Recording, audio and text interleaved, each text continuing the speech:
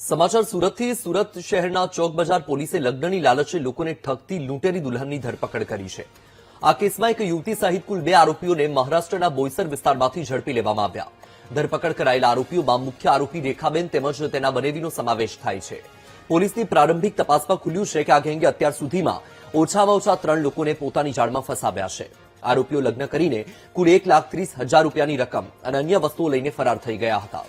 આ કેસની શરૂઆત એક પીડિતની ફરિયાદથી થઈ હતી, જેમણે લગ્નના બહાને ઠગાઈ થયાની જાણ પોલીસને કરી।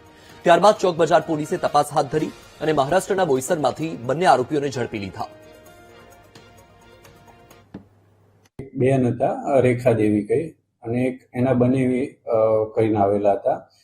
એ લોકો મળ્યા હતા અને એમને લગ્ન નતા થતા એટલે એવું કહેલું કે અમારે તમારી સાથે લગ્ન કરાવવા છે।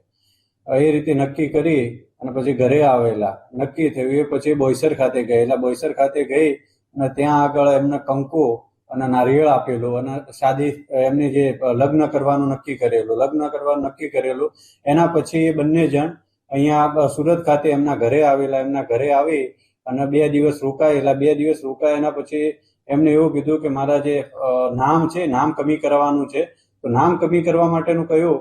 એના પછી કે હું જાઉં છું ને પાછળથી આવીશ એમ એવું કહી અને પછી જતા રહેલા। એના બાદ આવેલા નહીં। વારંવાર આમ જે ફરિયાદી પક્ષ છે એમના તરફથી સંપર્ક કરવાની કોશિશ કરેલી પણ સંપર્ક થયેલો નહીં, એટલે એમને આવી અને અહીંયા પોલીસ સ્ટેશન ખાતે કમ્પ્લેન આપેલી। જે